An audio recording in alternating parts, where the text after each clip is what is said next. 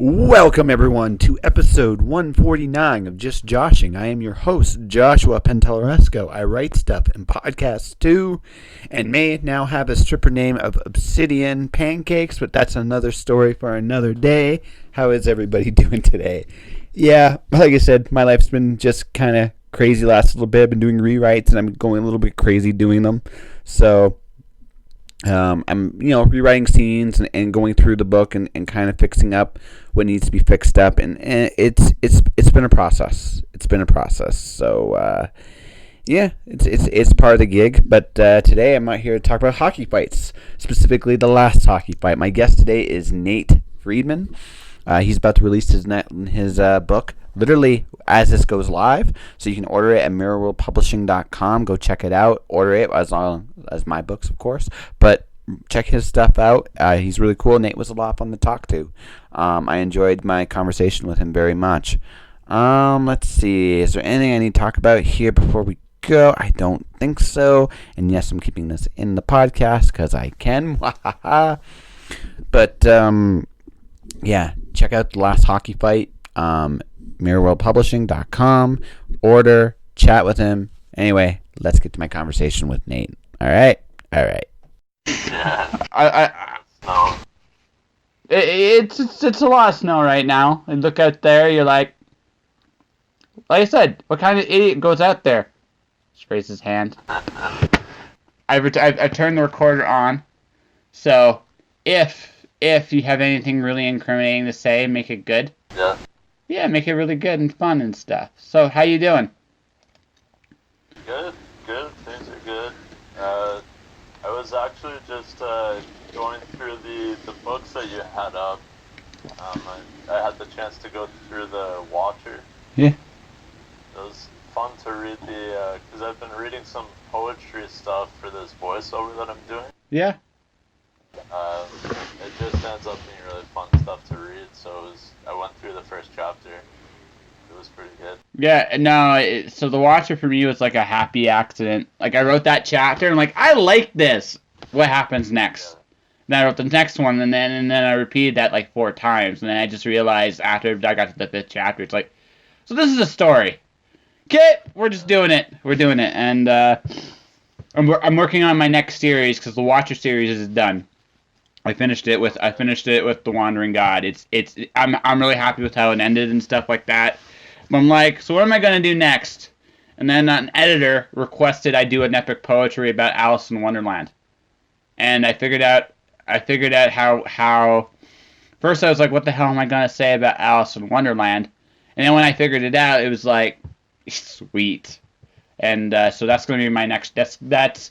I'm gonna release something called Alice Zero, which is like a release like what was originally planned for the editor, as a small little preview booklet kind of deal. I have a master plan for this somewhere, and that'll be this year. But next year, book 1, book 2, book 3, however long that series goes, will start. So that's my plan anyway. I have a master plan. We'll see how well that goes. So how about you, man? Things are really good. Just the book launches on the 17th, so trying to do as much work as I can leading up to the launch. Yeah. So this week I've done kind of like a media tour. They did an article on the rwindsor.ca, which was kind of fun. Nice. And then just trying to keep the momentum into the launch. Trying to book some events for February and beyond. Since I've kind of been doing that stuff, and then getting into the next writing project. Nice. So, do you just write, or you seem like you got other things on the plate as well? Am I wrong on this? No. It's I've been putting a lot of focus on the writing, but some of the other stuff I'm doing right now is the voiceover. So I'm trying to get into that, and then I've actually looked at doing. A screenwriting type deal. So I've applied to a few programs to further my, I guess, in the attempt to get into a writing room or to work on my own original shows. So like when you're talking screenwriting, are we talking like television or are we talking like plays on a stage or both? Uh, Television, mostly. That's cool. So you got like this big epic like TV series in your head that you want to like put down and work with actors and crew and slowly drive your stuff insane for like 4 or 5 years and you're like, yeah, I did it, I got it out of my system. Now it's done. I can go away and hide somewhere or whatever the case may be. But that no, man, seriously, good luck. I hope it all works out. American or Canadian television, or do you like have a preference? I'm a huge Saturday Night Live fan, so I'm probably thinking the U.S. at this point. Okay. Just because the concentrated pool of talent, like if there's a way to work in a writing room with some of the best people in the world, right? Because I think now I'm at this stage in my career where you got to learn as much as possible. So Well, that's kind of my focus. you never get out of that stage. I'm going to tell you that right now. You never ever get out of that stage. What happens is you get to a point where you figure out what works for you, and then you're like, okay. Yeah, So I'm at the point. It's like, well, what do I suck at? Right? Like this is the point you get. It's like, well, I'm really good at big, immaculate, imaginative settings, and I'm good and I like to think I'm good at being funny. We'll find out when the next book comes out if that's actually true or not. But I like to think that. But I'm working on like structurally how to get better as a writer. In some of my weaknesses because I'm good enough to know what they are, right? Like, and so the next step for me is like, how do I tighten those up so I don't screw up as much? And how can I make it more of a process where I can churn stuff out, right? But still have like a message there. It's not just like me making a machine. Does that make sense? yeah, definitely. Yeah, there's always a lot to be said, especially in what I've seen from the style. There's a lot of refinement that takes place, but you're starting from a great spot already. Yeah. So the fact that it's gonna continue to get better is awesome. Well, that's the goal, right? I mean, whether you do novels or screenplays, right? Now, the interesting thing about screenplays though is, have you actually ever worked on film, like on a film set or anything like that? When I was younger, it was more the acting side of stuff. But yeah, and I mean that's something that I've always wanted to do, but not directly on the film set. Oh, okay. So, if you don't mind a piece of advice from this old fogey right here, I'm gonna give you a really good piece of advice. I've worked on two film projects. One, a 24-hour underground film festival here in Calgary, and the other one was for a friend's movie production. Um, I got a whole new respect for the collaborative process, being part of that because I got to see like an actor or an actress take a piece and just take it to a whole another level. Um, I think like television, if you really sit there and think about it, it's a miracle, and sometimes and it's a bit of a miracle if a show is good because there's so many pieces to a television show. Like, you know what I mean? Like there's acting, direction, budget, casting. Like they're like literally speaking, there has to be almost like magic. If it's really hits and it hits its stride and it's the right person doing the right thing at the right time, it's amazing, right? Yeah, when I was 18, I moved to Calgary. I have an aunt that lives there, Yeah, so I lived there for 6 months, and I kind of got into some acting there because at the time there was like the big oil boom, and they couldn't find enough actors anywhere. So it was actually the perfect time to get started. Uh, but yeah, I had fun in like the 6 months I was there. That was kind of my yeah. start into like all the stuff. So what'd you do? Like you don't mind me remember like what'd you act while you were up here? Uh, well, it was just extra stuff. I was kind of getting started. There was this German Western that I did for a few weeks, and then the big project was Passchendaele. Okay. But at the time, I had already moved back to Windsor to go back to university, so I actually didn't get a chance to work. Oh, that sucks. Um, a, yeah, a lot of the time was like working there, so I did like roofing and like try to make like good money. Yeah. Yeah, that can be tricky out here. That can be really, really, really, really tricky out here. I know. But no, man. It's like I said, that'd be. I mean, I mean, I just think as a writer, it's a great to actually go see how other art forms like work because it actually I find it makes you a better creator because you understand how certain pieces work. Does that make sense? Yeah, yeah, definitely. And then I think kind of like the inspiration comes from so many different places. So it's not just writing, it's like everything creative. Yeah, absolutely, absolutely. So you're focusing on novels right now. So why novels now? Like if you don't mind. Yeah, definitely. I think a big part of it is the comedy aspect. Absolutely love comedy. And then I find that kids books is kind of an extension of that, where you can take a story, make it have some good lessons, but also be able to make it fun and funny.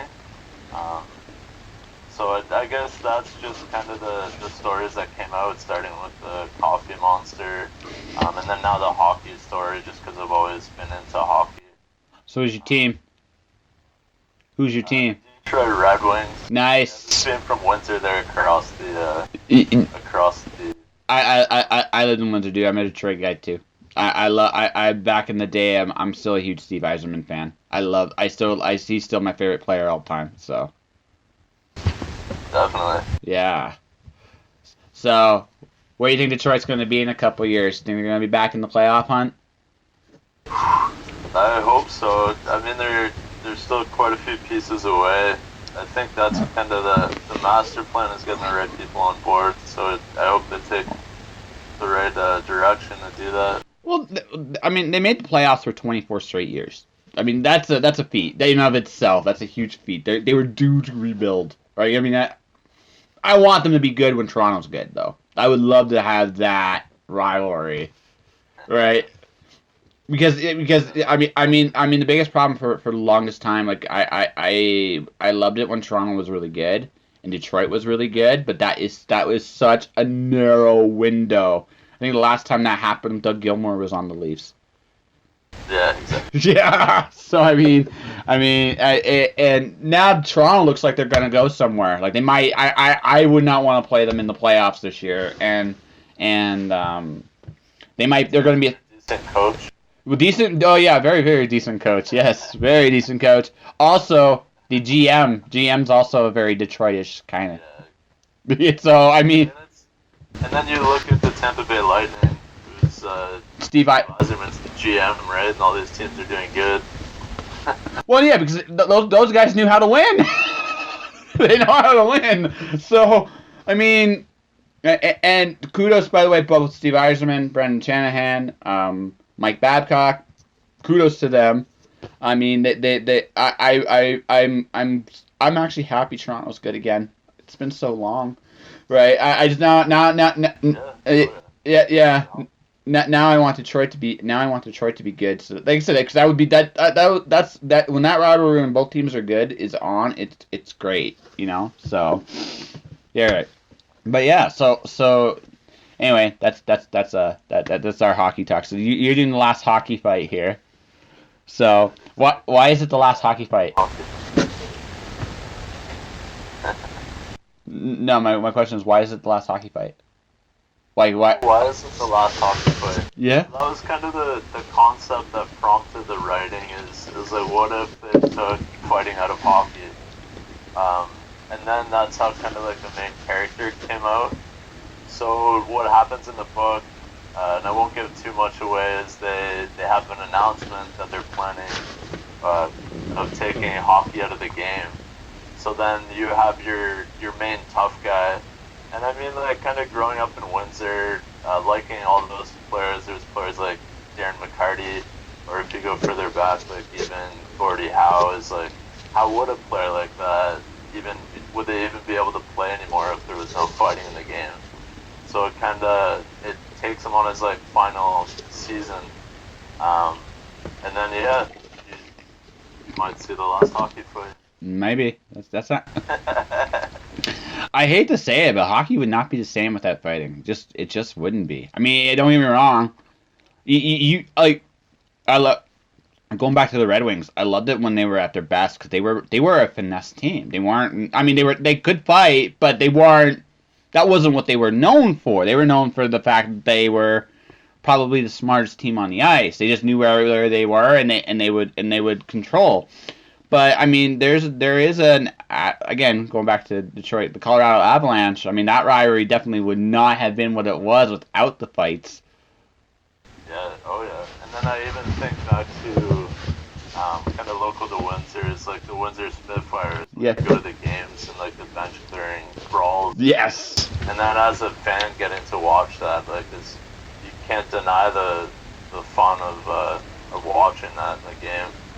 So I think that's why it was so fun to tackle is like, okay, what would happen?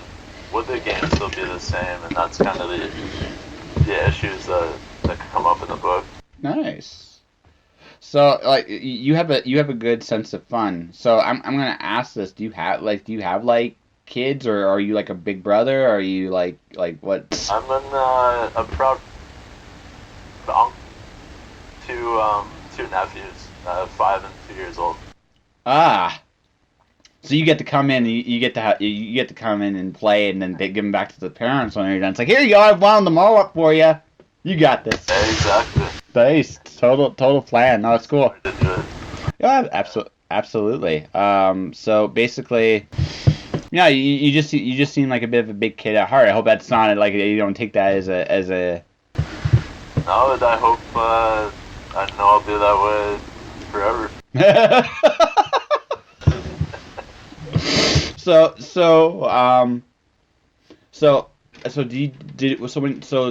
When you went to school and stuff like that, like did you do like a theater background? Because again you talked about comedy and that kind of stuff. So did you do like theater? Did you do something like a real job? Yeah, so when I went to university, it was more just what am I gonna like doing.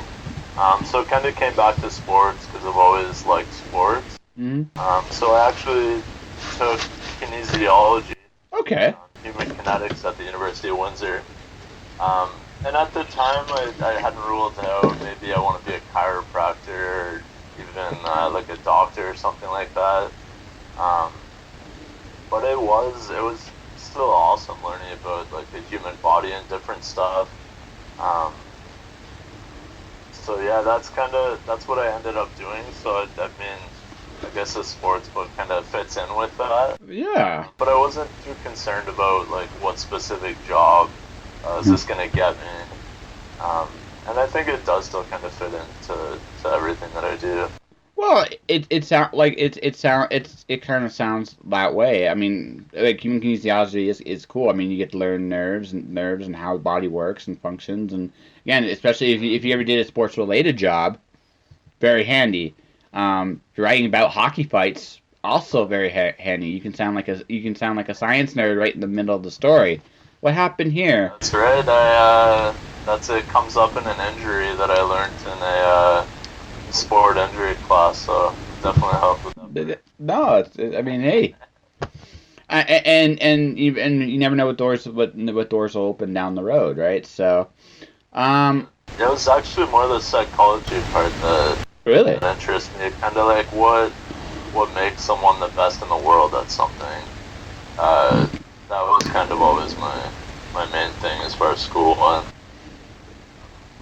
So, do you have an answer to that?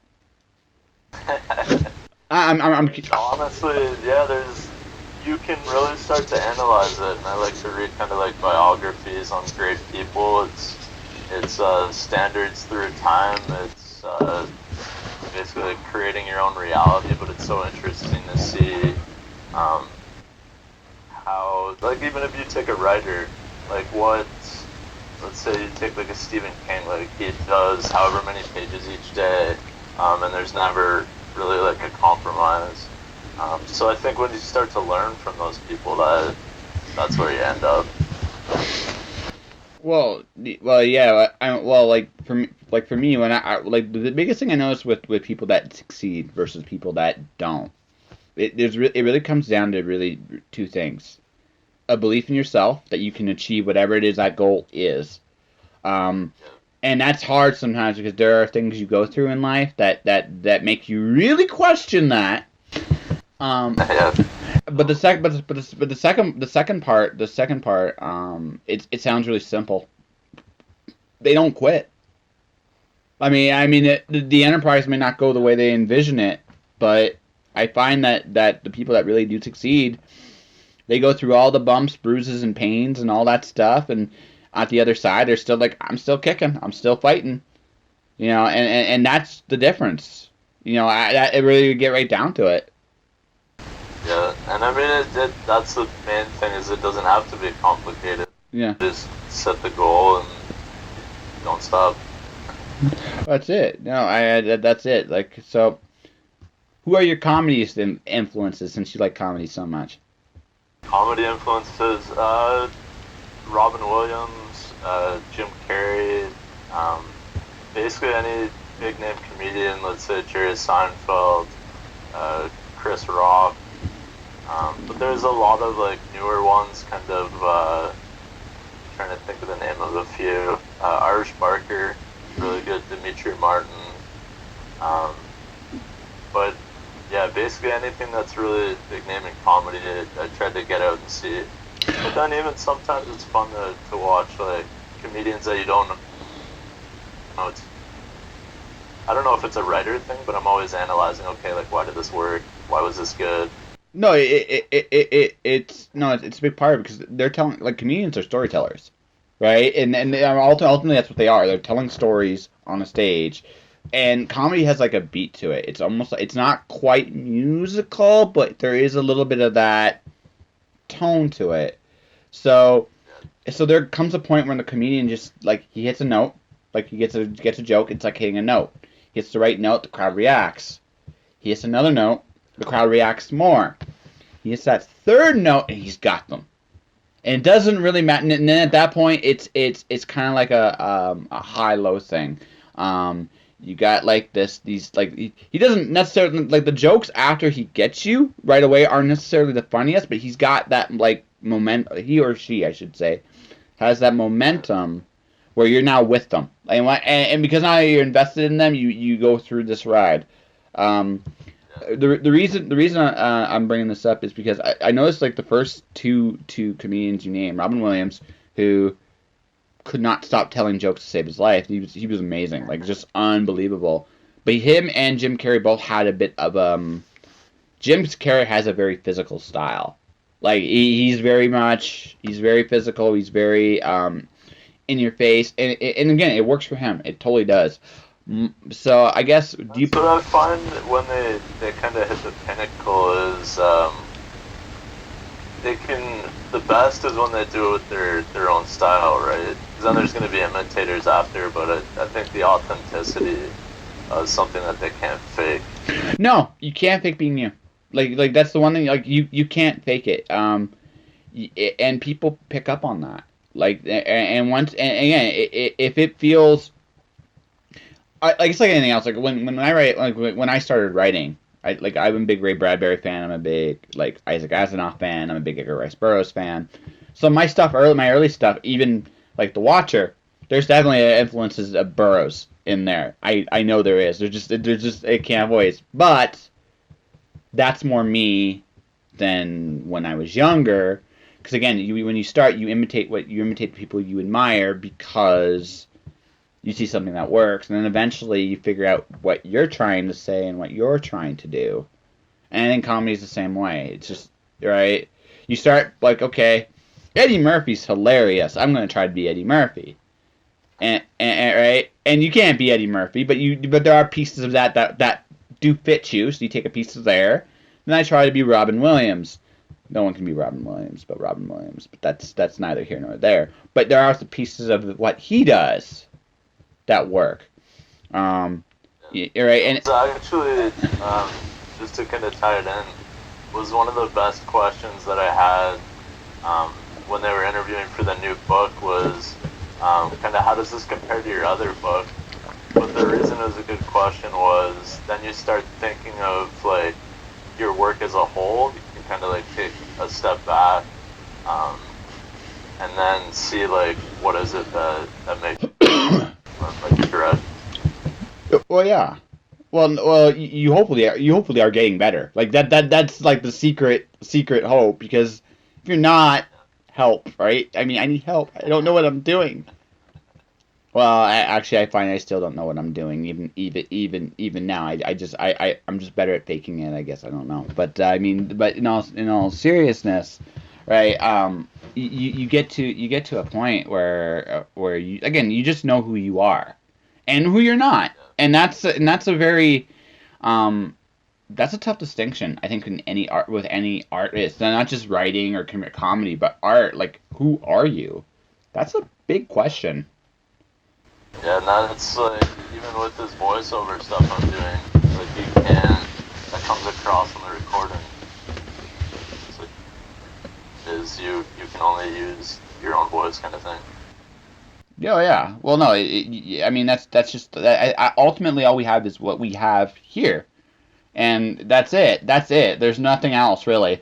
And if we don't tap into that, the audience will know, right? So when you do voiceover stuff, how do you get into the character? Like, is it your own stuff you're doing, or is it like other people's at this point? So I did have the chance to do an audiobook of my last book. I'm gonna do it for the next one. I am still kind of trying to find like what like I kind of had mentioned before, just reading the poetry was fun because it does at the end of the day have to be something that you like because there's no real point in doing it if you don't like doing it. But yeah, I mean those are kind of the different things. But as far as like getting into character, I find having an imagination helps. I mean, you can put yourself in any situation, and then when you feel like you're somewhere, then the reader's gonna feel that same stuff. So you're just imagining really specific things. So it's not. It's kind of like experiencing each little thing. So it's I'm definitely getting better. I find that especially when you're starting out, is holding the things like in your imagination is really big, and then it does take practice to kind of get yourself on cue. So what's the hardest thing for you to emote? What's that? The hardest thing for you to emote? Like for you, how like for I know like for actors, like for example, sadness, crying's really hard, right? Because it's not something you can. Very few actors can turn that on and off like a switch. I imagine that when you're doing voiceover, right, there are emotions that are very easy to tap into, and there are emotions that are very hard to tap into. Yeah, I think at this point, kind of, it's a self-recognition, right? Yeah. Because, I mean, you could be the type of person where you wouldn't find that sad, but it's, instead you're asking yourself, like, what are other things that I felt sad about, and then use that as the emotion. So I don't think a specific more just knowing what my triggers are and being able to get them quicker. So I think that's kind of where I'm at with it is That's cool. getting quicker and more proficient. That's cool. So like, okay, so in your perfect world, you'd be a voiceover guy doing audiobooks and other various things, and you'd be also while doing a television series. I'm imagining it's probably something in the realm of comedy. Maybe say this hour has 22 minutes or something like that. Anyway, right? That would be totally Len, right? And as far as design, because I thought of this, is just being able to work creatively on my own terms. A project here, there, just being able to do it anywhere. That's why I find like the writing perfect. Voiceover is going to be another one where I'm going to be able to record on my own terms when I start writing my own project. So I like the idea of that freedom, because like right now I'm in Victoria, BC, for example. I've lived in Brantford. There's more places that I want to explore too. So just kind of having that open freedom and being creative. well, no, that's totally a like that's the dream, man. Like this is why I'm doing this. I get to have conversations with authors and other assorted people, and we get to shoot the breeze about, Robin Williams, for example, or Saturday Night Live, or the Detroit Red Wings, which is just like totally. I mean, that's down my creative rabbit hole. What can I say? But anyway, I think we have a half decent interview here. I could be wrong, but I think we have a half decent interview here. Can I ask you what's Sure. Yeah. Ask me anything you like. Just about the comics that you cared enough to put that on your the description on your writer bio. Kind of what attracts you to the comics, and how does that play out in the writing? Comics to me are the ultimate. It's the ultimate expression of a multitude of different art forms. It's the ultimate collaboration. So I look at a book like, say, Saga, right? It's Brian K. Vaughan and Fiona Staples have put together this immaculate world. His words, her pictures, and you tell a really cool story that can only be done in comics. Comics are like story. Comics are at their worst storyboards. At their worst, right? Storyboards for television or movies. At their best, they literally can take you like into this like moment like that's frozen in time. Comics, unlike screenplays, don't deal with motion. They create the illusion of motion, which is it's the biggest difference between a screenplay and a comic. And so when comics are at their absolute best, they can be superhero, they cannot be super. It doesn't really matter. It's when that moment where there's a still moment and it just resonates with you in a way that really, really, really, really it's touching. And any art form can do this, but comics are unique in the sense that it has, again, it's the first true like multimedia kind of design. The Watcher definitely has a comic book influence to it because I have illustrations in there from Florence Chan. It's not quite the same thing. There's no thought bubbles. There's no nothing like that. But there's definitely a illustrative component in the Watcher series simply because I like that interaction with people. You can create a moment. And that's the thing. Pictures can do things that words can't, and vice versa. Do you find that that's something that you can't get that like frozen in time moment from movies? Movies have a motion component to it, right? Just by design, they do. You can still have that. You can get that moment that resonates in movies, like you definitely can get it. Like good example of that. I just watched The Greatest Showman, right? That's an amazing movie. That is start to finish. That is a fantastic movie. There's a lot of little moments in there, right? That really, really get to you. Like when the show, after Barnum rejects them because he finally found a real act, quote unquote, that their break going into This Is Me is super super powerful. That song right in the middle of that movie is just wow. Like there's a moment like I almost cried right there. It's like holy shit, like that's a powerful moment.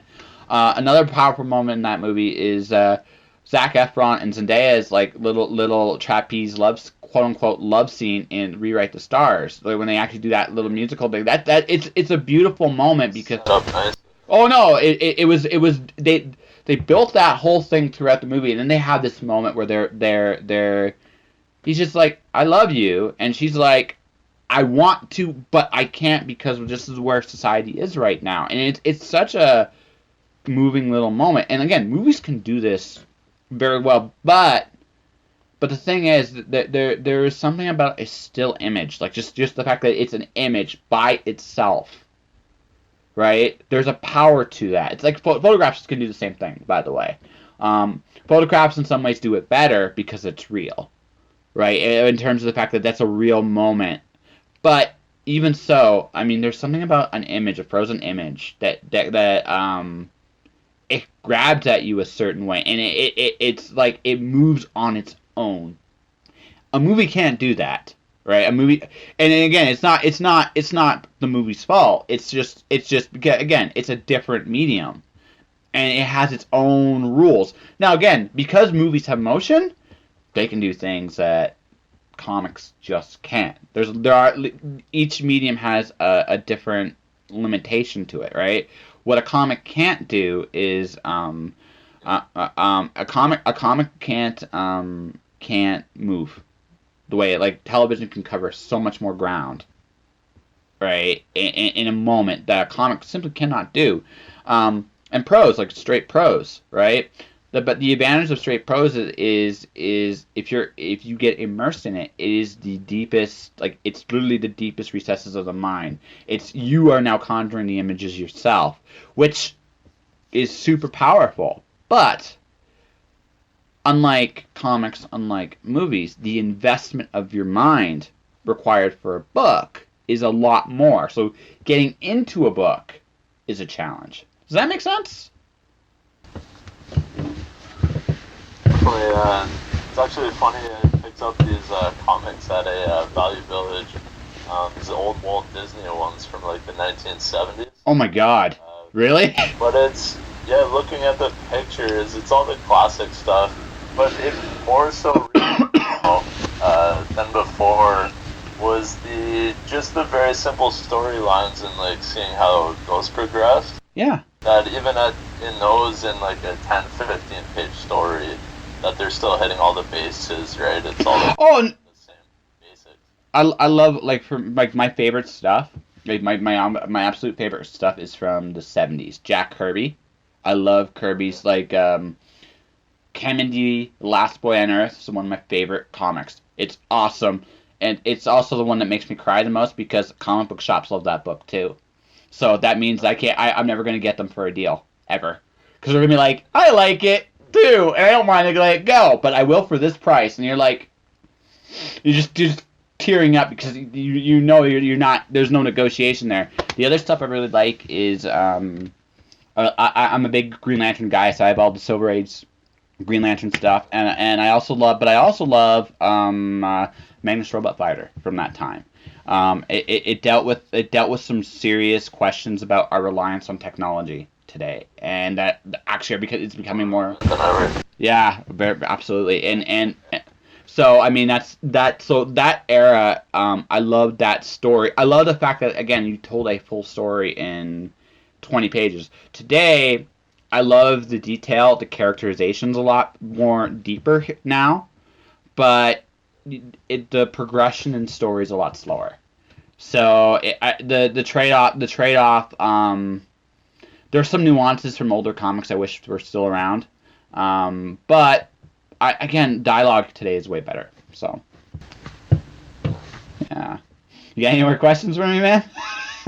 No, that's a good starting point. I'll let you know after I finish the Watcher how everything turned out. Yeah, no, that's cool. So, okay, so this is what I'm going to want you. This is what I'm going to want you to do here, since we're at the end of the interview here. Yep. How can people find you, right? Yep. And talk and just recap your current book. Yeah.